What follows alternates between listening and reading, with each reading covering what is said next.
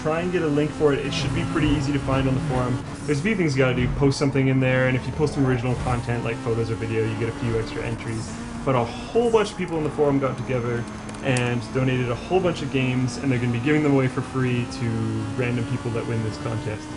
Pretty cool. It's not an official LinusTech Tips contest, but it's really big, so I thought I'd give it a shout out. Yeah, it's happening on the LinusTech Tips forum, so there you go. Sizzling Summer Giveaway. This is the thread from the forum. It's started by Heine Goat in collaboration with a whole bunch of other guys, including Joel the Zombie.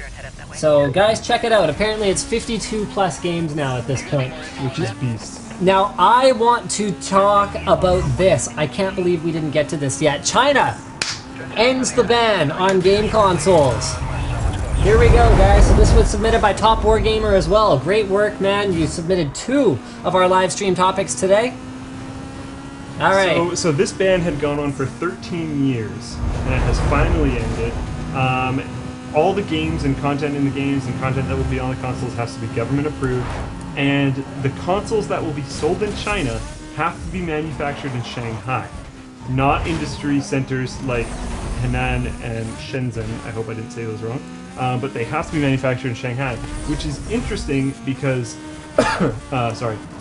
minimum wage and stuff is higher in Shanghai, I believe. I know that cost of living and everything is higher, so for someone to live there, you're probably going to have to pay them more.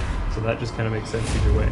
So China's basically trying to move away from low-cost manufacture of the goods in China for Chinese people. So what we may even end up with, if we have a higher caliber of worker in these factories that are paying more, like, I mean, okay, come on. If you're Microsoft or Sony and you're opening up a new factory in China, it only makes sense that you would offer your current employees who are in lower pay areas of China the opportunity to move there and work in the new factory, so you have your most experienced people, you have at least some experienced staff running this new factory. Especially people that have already been making that exact console. Yes.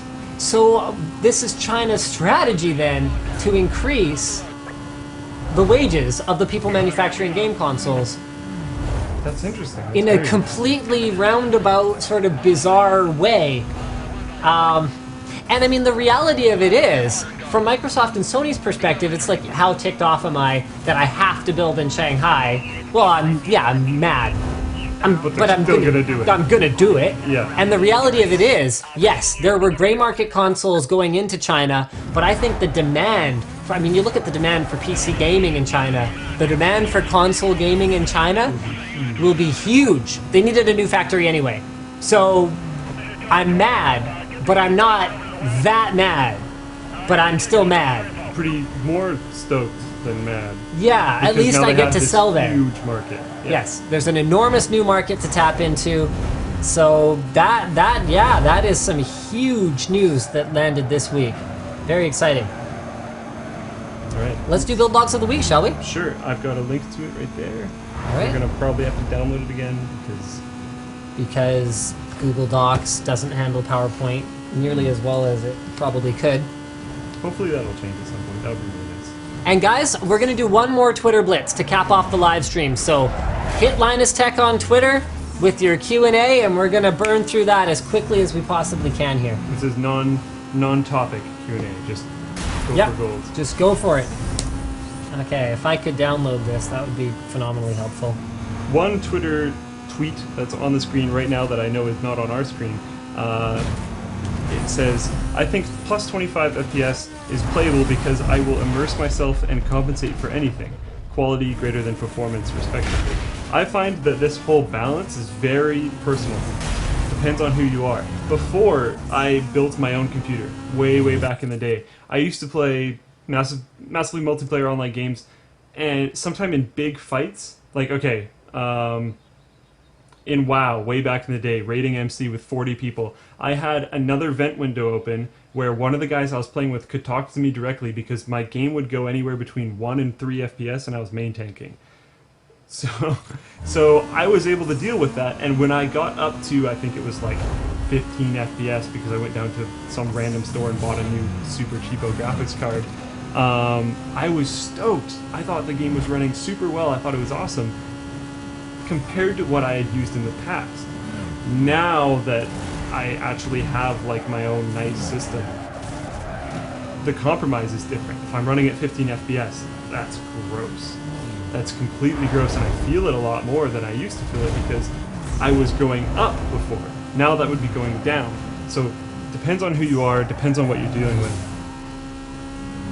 That's why Linus says he notices the difference, but 30 FPS is not playable for Linus. He wants more 45 plus, and honestly, to be completely honest, he wants more 60 plus FPS. If I'm gonna sit and play games, I have so precious little time to do it.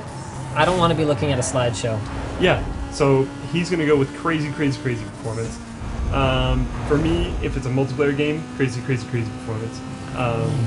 We've got a slideshow up now, so I think we're gonna switch over. All right, here we go. So we have 2 builds this week. Check it out. Here's the first one. This is from Akula on the forum. This was featured by EK, which was really cool. So you can see there's here, I'll move my mouse around. Here we go. So we EK stuff everywhere. Yeah, EK blocks on the cards. What cards are these again? I think those are 680s. 4-way 680s. If I think we discussed this before. Yep, 680s. Three-way GTX 680. Oh, 3-way. Pardon me. And then, just gorgeous liquid cooling on the memory. And you know, people have talked to me in the past about water cooling memory not being worth it. No, not necessarily. Yeah, it's totally not worth it. Looks awesome. Looks great. Yeah. Love it. More power to you. This build looks amazing. On both of these, the second slide will show the person's name and the name of their build, just so you guys know. Yeah, and you guys can check out the sticky in the build logs section of the LinusTech Tips forum, so you can see any of these rigs. That's just, I wanted to show a different angle of both these builds, and Gorgeous. that shows off the 3-card system a lot easier. See, look at this tubing on the back here. Look how clean that is. Just, everything's so clean about this build. Just tight. Really well done. Love it. All right, next up, this. Little bit of a different angle. This monstrosity managed to be a build of the week. Why? Tell us about the specs, Slick. We've got an Intel Pentium 3, 1000 megahertz, 133 megahertz bus, 256 kilobyte cache, awesome processor. We've got 512 megabytes of Kingston RAM. Kingston memory. Woo. Wow. Beast. Is that a Voodoo graphics card? Voodoo 5500, 64 meg HEP? 300 watt power supply. 300 whole watts? 300. They could fit 300 watts up here? Yeah, that's crazy. That's outstanding. I mean, look at this heatsink on the North Bridge. Look at this heatsink on the South Bridge. This is before they even needed a heatsink on the South Bridge. You've got one 40 gigabyte max store 7200 RPM drive. You've got 2 60 gigabyte Seagate 7200 drives, and that's some serious storage there, guys. Yeah, I mean, that's like a whole 160 gigabytes total. It has an IO Mega zip drive in addition to its floppy drive. So this is a really cool build log from Victor B. This is an ultimate Y2K gaming build. So it's a retro gaming build. Sometimes older games don't necessarily run 100% correctly on newer machines, even with all the sort of compatibility modes in the world. So if you truly want to play retro games, sometimes this is the only way to do it, and Victor B has gone all out.